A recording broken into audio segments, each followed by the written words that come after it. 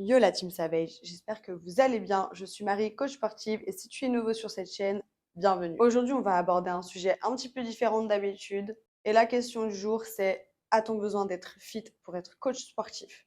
En gros, est-ce que l'apparence physique est réellement importante lorsque tu veux être coach sportif? On va avoir plusieurs cas parce qu'il y a plusieurs types de coachs. Mais avant de commencer la vidéo, je t'invite à t'abonner si ce n'est pas déjà fait. Ça donne du courage à la chaîne et bien sûr, moi, ça me permet de donner du travail qualitatif de semaine en semaine. Je suis très active sur Instagram et TikTok. Je te mets mes réseaux sociaux en barre d'infos. C'est là où je réponds notamment beaucoup plus aux messages, où je suis beaucoup plus actif. Donc, je t'invite à me rejoindre là-bas. Et toi, ça te permet d'avoir le meilleur contenu gratuitement. Revenons à notre sujet principal. Doit-on être fit pour être personal trainer, pour être coach? Bien évidemment, la réponse sans suspense est non. Attends. Je te donne mes explications avant que tu quittes la vidéo. Ton fitness level n'aura absolument rien à voir avec ton succès. Je m'explique. Il y a bien sûr plusieurs catégories de coach et on va commencer tout de suite par la première catégorie, donc le bodybuilding. Pour ceux qui ne s'y connaissent pas en bodybuilding, tu vas faire des compétitions pour montrer ta meilleure shape, tu vas avoir plusieurs catégories. Si tu es coach de bodybuilding, tu vas entraîner des athlètes, mais en aucun cas, toi, tu vas devoir monter sur scène, en aucun cas, tu vas devoir ressortir une shape incroyable. Ton but à toi, c'est de coacher justement un athlète. Ce n'est pas de ressembler à ça pour ensuite monter sur scène. Maintenant, je vais te donner mon humble avis sur la question et ce qui me paraît vraiment plausible.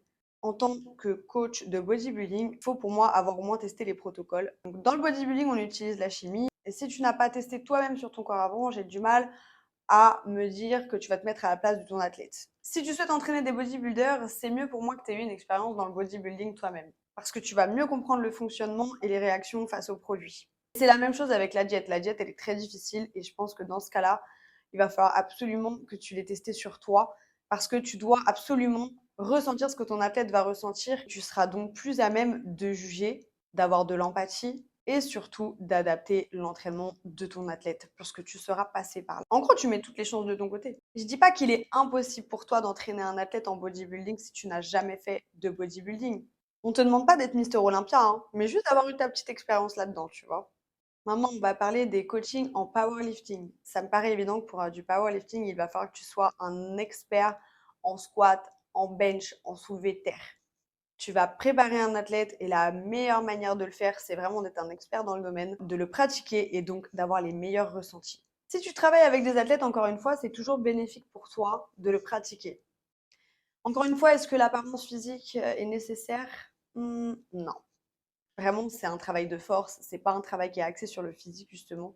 Donc je pense que le meilleur pour toi, ça va être de te focus sur les 3 mouvements principaux du powerlifting. Maintenant, on va reparler des coachs sportifs de fitness. Donc les coachs en salle de sport, les coachs qui vont vous remettre en forme, qui vont vous faire perdre du poids, qui vont vous faire prendre du poids. En gros, avec des objectifs accessibles.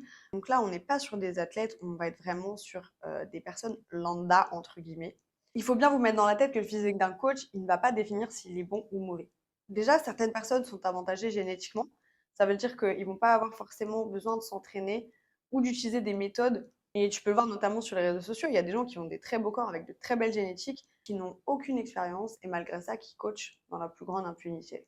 Tout ça parce qu'ils affichent une shape incroyable sur les réseaux sociaux, au même titre que des athlètes, mais ce ne sont pas des coachs. Certes, ils ont un beau physique, certes, ils ont une bonne génétique, mais ça ne veut pas dire qu'ils connaissent les méthodes d'entraînement. Tu vas avoir des gens s'afficher sur les réseaux sociaux avec des shapes incroyables, mais ça ne va absolument pas définir sa capacité à être un bon coach. Maintenant, il faut quand même se l'avouer, dans ce sport, ton corps, ça va être ta vitrine.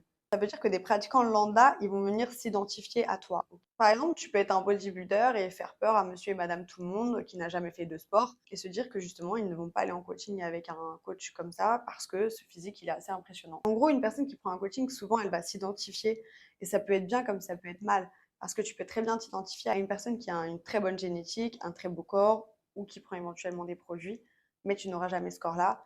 Et dans ces cas-là, tu peux être également très déçu. La réalité, c'est que le monde est très superficiel et d'autant plus maintenant avec les réseaux sociaux. On voit un tas de corps défiler, des physiques plus surréalistes les uns que les autres. Je pense que tu l'as remarqué, le physique, ça prend une énorme place au sein de la société.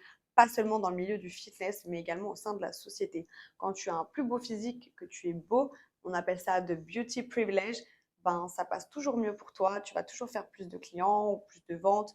Alors ouais, c'est sûr que pour toi, je pense que c'est clairement plus intéressant d'avoir un beau physique. Mais dans la réalité, un beau physique ne veut pas dire que tu es un mauvais ou un bon coach. Personnellement, je trouve que pour la crédibilité d'un coach, tu te dois d'être en shape, tu te dois d'être esthétique. Maintenant, on est dans un monde qui est très superficiel, encore une fois.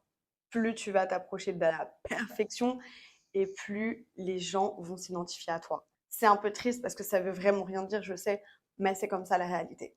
Mais ce qui compte réellement, ça va être le résultat, ce que tu apportes à tes clients, ce que tu apportes à tes coachés, le résultat final et surtout la capacité que tu as à t'adapter à tes clients. Parce que c'est ça la qualité d'un coach. La qualité d'un coach, c'est s'adapter à sa clientèle, être à l'écoute, ce que tu vas lui apporter en termes de bien-être, même au niveau mental, que tu peux lui apporter en termes de changement réel. Est-ce que tu vas être en capacité de s'adapter à ses besoins? C'est là où en fait on t'attend au tournant. Est-ce que pour toi, il faut être fit pour être coach? Dis-moi ce que tu en penses dans les commentaires, j'ai hâte d'avoir ton avis. Est-ce que tu irais plus facilement vers un coach qui est très athlétique ou au contraire, tu vas pas forcément regarder le physique, mais tu vas regarder les résultats et comment le feeling passe avec ce coach? Dis-le-moi dans les commentaires. Voilà la team, cette vidéo est finie. J'espère que tu as kiffé, que tu as passé un bon moment. Moi, perso, j'ai kiffé ce genre de sujet. Je pense que j'en aborderai de plus en plus. Fais-le moi savoir. Comme d'hab, tu t'abonnes, tu likes si ce n'est pas déjà fait. Je vous dis à la semaine prochaine et en attendant, on se retrouve sur TikTok et Instagram. Bonne semaine les Savages!